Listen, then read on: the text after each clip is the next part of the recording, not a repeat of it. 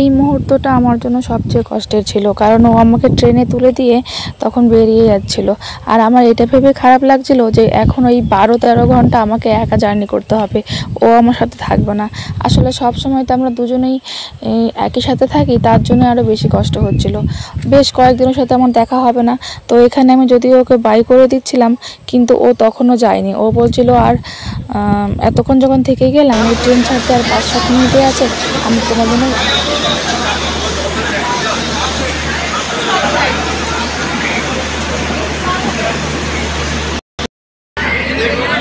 আমার 5 মিনিট বাকি আছে।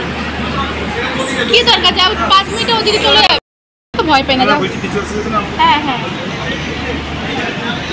কোন দিক দিয়ে? এদিকে। আচ্ছা, সামনে দাঁড়িয়ে ভিডিও করতে হবে না, পড়ে যাবে। আর করবো না, তুমি যাও।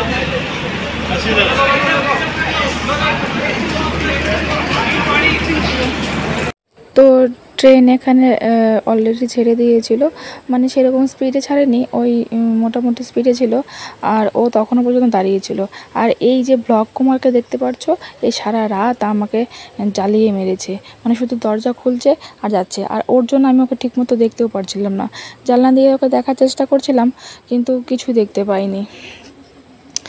তো এখানে ও চলে যাওয়ার পরে আমার মনটা ভীষণই খারাপ ছিল, কারণ আমার একা একা জার্নি করতে একদমই ভালো লাগছিল না। কারণ কলকাতা থেকে তো জলপাইগুড়ির ডিস্টেন্সটা তো অনেকই, প্রায় ওই 12-13 ঘন্টা। তো আমি ভাবছিলাম এতক্ষণ আমি একা একা কী করব।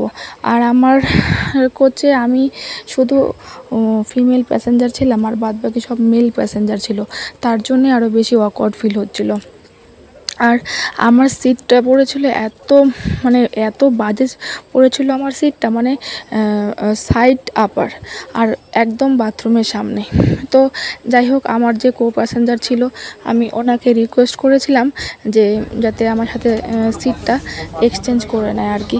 তো উনি অ্যাডজাস্ট করেছিলেন আমার সাথে, আমাকে লোয়ার বার্থটা দিয়েছিলেন, আর উনি আপার বার্থে উঠে গেছিলেন। তো সব মিলিয়ে সেদিনের জার্নিটা আমার একদমই ভালো ছিল না। তো এখানে রাতে আমি ডিনার করে বেড পেতে শুয়ে পড়েছিলাম, কিন্তু আমার কিছুতেই ঘুম আসছিল না। মানে যতবারই ঘুমানোর চেষ্টা করছি, মনে হচ্ছে আমার বমি হয়ে যাবে, মনে হচ্ছে শুলেই আমার বমি হয়ে যাবে। আর বমি হয়েও ছিল, ওই 3 থেকে 4 বার বমি করেছি, আর প্রচণ্ড মাথা ঘুরছিল। তারপর অনেকবার মাথায় জল টলও দিয়েছি, তারপর আর সারা রাত ঘুমাইনি। এটা কোন স্টেশন ক্রস করছে আমি বুঝতে পারছি না, ওই 1টা নাগাদ। তখন আমি জেগেই বসেছিলাম, একটুও ঘুমাইনি। তো যাই হোক, সেদিনের রাতটা আমার জন্য খারাপই ছিল। তো এখানে আমি সকালে ঘুম থেকে উঠেছি, তখন উঠে দেখি একদম তখন ট্রেন এনজেপিতে স্টপেজ দিয়েছে। আর এনজেপিতে স্টপেজের টাইম ছিল ওই সকাল 6:30। মানে সারা রাত ঘুমাইনি, তো ওই সকালের দিকে আমি বেশ কিছুক্ষণ ঘুমিয়ে পড়েছিলাম আর কি।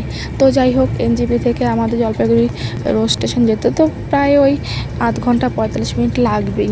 তারপরে আবার আমি শুয়ে পড়েছিলাম ওই 6:30 থেকে 7টা পর্যন্ত ঘুমিয়ে নিলাম আবার। তো সবাই বলছিল যে শুয়ে থাকেন, কোনো ব্যাপার না, এখনও রোড স্টেশনে আসতে দেরি আছে।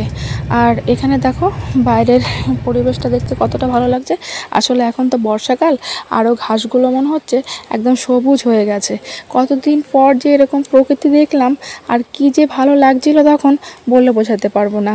সব মিলিয়ে কিন্তু সকালটা বেশ ভালোই কেটেছিল সেদিন। সকাল সকাল সবুজ দেখে চারিদিকে মনটা বেশ শান্তি হয়ে গেছিলো। তো এবার আমি রোড স্টেশনের কাছাকাছি চলে এসেছি, আর এখন আমাকে উঠে লাগেজটাকে সব সেট করে নিতে হবে।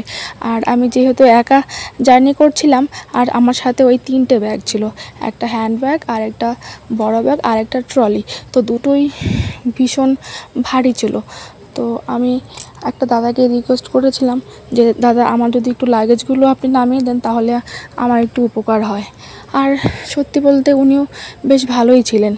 আমি বলাতে বলছে হ্যাঁ হ্যাঁ শিওর, কেন না, আমি আপনাকে যথাসময়ে নামিয়ে দেবো, আপনি শুয়ে থাকেন। তো এই হচ্ছে আমার লাগেজ নিয়ে আমি গেটের সামনে চলে এসেছি, আর দাদাটা ওখানে দাঁড়িয়েছিল।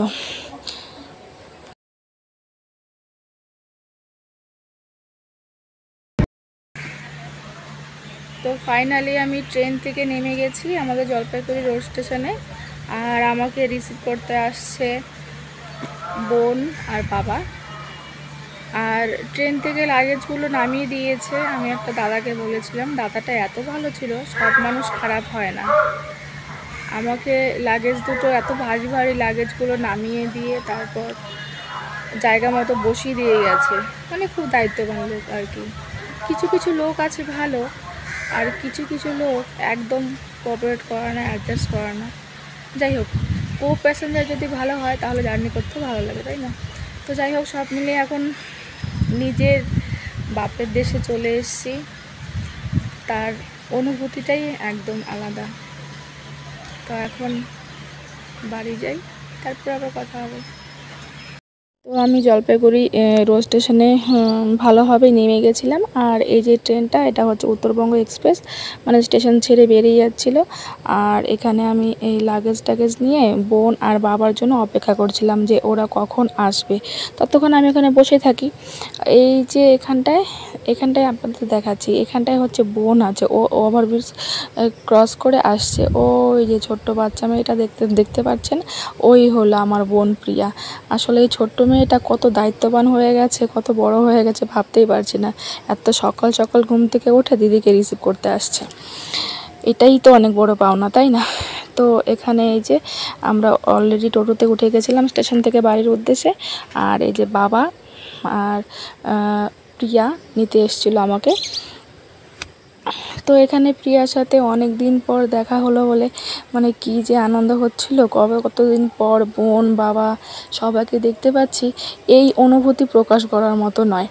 তো সব শেষে আমাদের মানে সেই চেনা রাস্তা, সেই চেনা শহর, তাই না?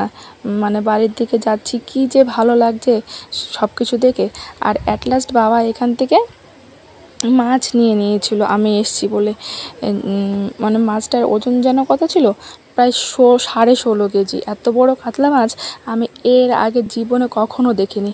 আর এই যে আমি এখন বাড়ির কাছাকাছি চলে এসেছি, ওই যে বাড়িটা, এটাই হচ্ছে আমাদের বাড়ি। একদম মানে প্রকৃতির মাঝখানে আমাদের বাড়িটা। তো চলো, দেখা হচ্ছে পরবর্তী ভিডিওতে। Ta-ta, by.